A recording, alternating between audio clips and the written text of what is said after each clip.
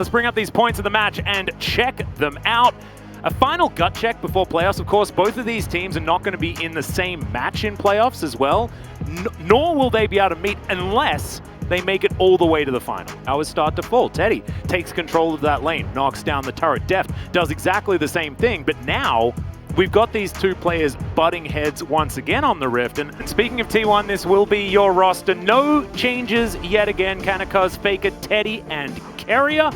Of course, Faker having a tough time in that mid lane, but he's dealt with Chovy in the past. We'll see whether he can do it again. And this dates back to when Griffin debuted, and they debuted on a high note. It's not like Chovy came into the league and he needed time to ramp up. No. They went on like one of the most dominant split performances in that spring. Since I think the DRX lineup of this roster could have come close if they actually continued their rise to dominance, which they clearly didn't, and you were already lampshaded this one. Deft versus Teddy is just huge. That's going to be 24 to 24 as well. This is going to put it over the edge. It's legit. It's just the flex potential. Oh yes. Okay, oh my god. Ezreal Yumiing, boys. Listen, and this is gorgeous because this is the attempt at punishing. Like, this comp from Hammer Life is disgusting, but so is the T1 comp, right? Yeah, and that's going to be the Aatrox, right? And he already has a lot of healing, right? I mean, there's always they can right-click each other. Like, actually, it is possible that one of these players does go to 0 health. I hadn't thought about that. Yeah. And they do have the early game power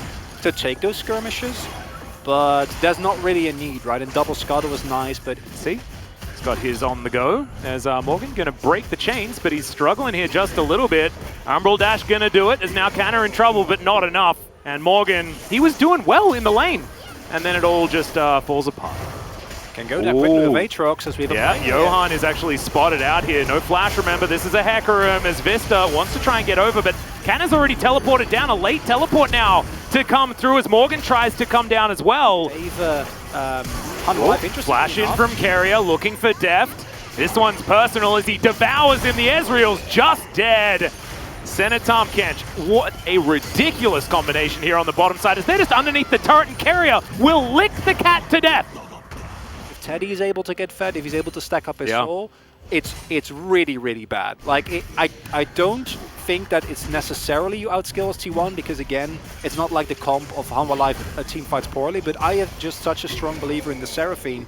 And if no one on T1 is fed, these kills, if these don't happen, then all of a sudden it becomes much more even. But if you have fed carries with a Seraphine, it's disgusting.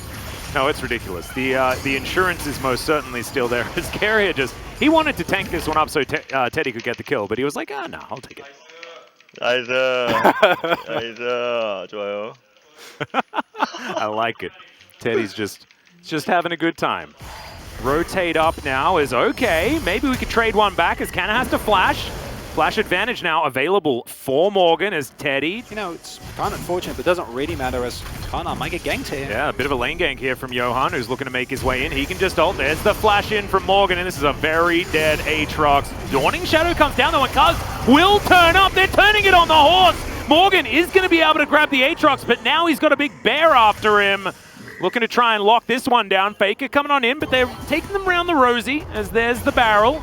Cuz now lumbering towards the Gragas, and he will not have that body slam. Faker will pick up the kill. 1-4 now in favor of T1. The minions. But we're going to have a look at this one more time. 1-for-1 is not what Hanwha Life wanted up here. It's not even a 1-for-1, right? It's a 2-for-1 because Morgan dies. Oh right, yes, of course, at the end. Like it's even worse, Atlas. Yeah. That's the worst part of it, and I like the timing here because if Kana has ultimate there, this is just a 2-for-0. Like, this just doesn't work out at all. So that idea of capitalizing on that is good. But because it's a lane gank, they're not actually, don't actually have any control of River. And that 2,000 gold lead as Deft is going to get Abyssal Voyaged on. But he's got the zoomies, he should be okay. But final chapter coming on down here as Teddy just locks up the kill, and Deft had flash, had cleanse, used nothing and died. Nicely enough, not group up while still using utility. They should be fine. Yeah, well, in goes the horse and the cat. Let's see what this can do. True Shot Barrage doing a fair bit of work as well, but oh my god, the Encore is fantastic. Shockwave eaten by all of the shields as Deft now tries to keep himself alive, but he cannot. Faker locks him down with an auto attack with a whole bunch of notes on it. Chovy getting chased down by Keria. Oh, ex-teammates, but not friends anymore by the looks of it, as Canna will put him in the grave. And T1, 10-1. It feels like this game's pretty much done. 3-man Shockwave, but it doesn't matter at all. And here you see Cod's going in aggressively here, looks bad in any other team comp, but just because of the fact that look at his health bar, it just doesn't go down. Yeah. It just doesn't happen. Faker, it's a beautiful encore. Chovy and Deft are not able to actually contribute to this fight because they haven't hit their spikes yet. Deft at the very least wants to finish his Moramana, which I don't think he has here yet. No, he doesn't. And preferably also get Surreal's Grudge. And I guess you also can't take Putrefier on the Yuumi because otherwise this is just going to keep happening and happening. But and that's not including the Kraken Slayer proc. Like, oh my god, this center is just revolting. Yeah, this is disgusting from T1. Oh my god. Just a little kitty cat with a dream. Oh, and Vista's just going to be obliterated. Just going to laugh so hard when you're experimenting in spring actually still works out because you were actually playing 4D chess because you just had this roster the whole time and you didn't use them, and who cares? You're in playoffs. We are very close to a Cloud Soul as well as Teddy's over here. There's the final chapter. Devour is going to be available, so Carrier just negates all of that. Johan's getting chunked by Teddy as, Chovy doesn't even utilize the Shockwave, decides instead he just wants to flash out of this one. If he could flash out of the game, he probably would for Harmor Life. Morgan now chasing after Canna. Will be able to smash him back towards his team, but maybe that's not where his team wants him, as Def gonna get chunked. Does make it over the wall, decent Shockwave to buy a bit of space, but in comes Teddy once again.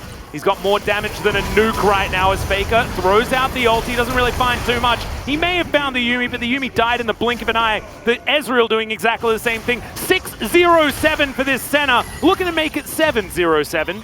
So you can't, it's actually really difficult to draw conclusions. However, you're right that watching these two teams play does give you an idea of how they're going to perform theoretically based on their form, but I don't know, man. It's all a little bit horses for courses at this stage, but T1 are looking like 100% the better team in this particular game. No, but I was just expecting at the very least like a cool competitive League of Legends game, and instead what they're getting is, I don't think they've hit the timing yet, but I'll use your nomenclature for this, an absolute shellacking. Yeah. That is not the kind of shellacking that you get when you play with a Nidalee Renekton comp, because this scaling don't stop, baby. 100%. Well, Morgan, he does have a look in here at the side as Johan wants to desperately try and get towards this Baron. He will get on in, but he's dead way before any spikes even relevant. And T1 didn't want the Baron. They wanted the team fight. They wanted to win the game. Depth is just going to get popped. It's Canna that dives on over and smashes him into the death chamber. The Baron is taken in the end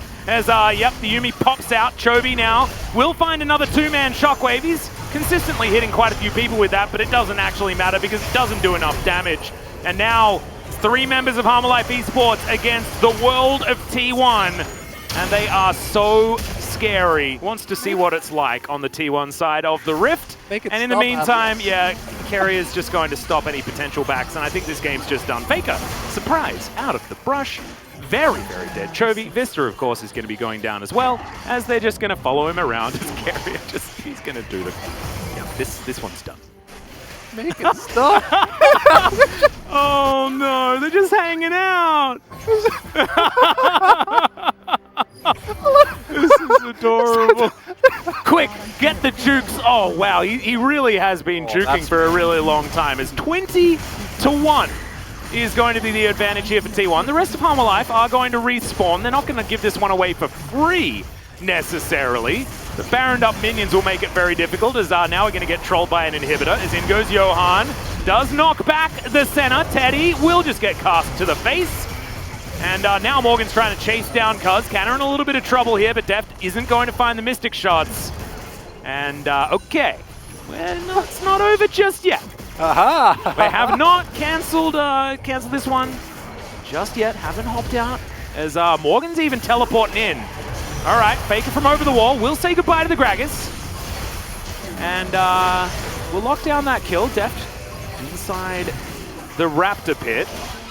Relatively safe right now, but as the final chapter, Shockwave lands onto 2 once again. Doesn't do any damage once again. As now Cuz looking for Chovy. Vista's going to die, and now Canna walks so extraordinarily fast. And Faker will just douse him in all of that magic damage. That will be the ace, finally, and T1 will say goodnight to game 1. I need a moment, man. We gave you a moment. T1 should have finished a really long time ago, but instead they gave you that moment. Unbelievable. This is, yeah, that's one of the most one-sided games I think we've seen all split, and that includes a couple of Dumb Kia games. I mean, I can see your vote, by the way, but did you see the 909? Do you wanna renege on your choice? No. No? Okay, we're good. I think that I might not get the redemption here.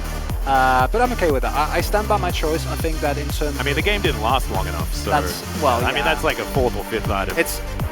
Yeah. Man. What do you say about a game like this? You all saw what happened. T1 outclassed in every single lane. And it's also a little bit of, you know, you have to talk about the draft and what happened, what was flipped as well. The really interesting thing is that, you know, Thresh went through the entire first round. 이거 나 없어서 최대한 빼는 게 좋아. 오케이. 강남 해야 돼. 나 공 있어. 한 빼자. 한 빼고 싸워줘. 빨리면 안 돼. 괜찮아. 빨리면 안 돼. 우리 하나. 그렇다. 아이 빠까. 야, 억제 나온 거 왜 아무도 몰랐지? 몇자 25. 억제 나온 거 말하긴 했어. 나 플래시 쓸 때 나와가지고. 너 말하고 나서 나 바로 나오긴 했어. 말하고 나서 빼자고 한 거였어. 왜 빼나 했어? 야 그러다 안 돼. 야, 억제기 나온다고 말하면 알아서 판단해. 올라가. 들은 줄 알았어. 한 번만 말했지. Here's the post-it game breakdown. Let's have a look at that huge center number. Yeah, that's a big one. 23K, and the game only lasted 25 minutes. I feel better about my choice now. I feel vindicated. Yeah. As unironically, you are not allowed to do it with Senna Tom Kench. Like, yes, Ezra Yumi is not a strong lane, sure.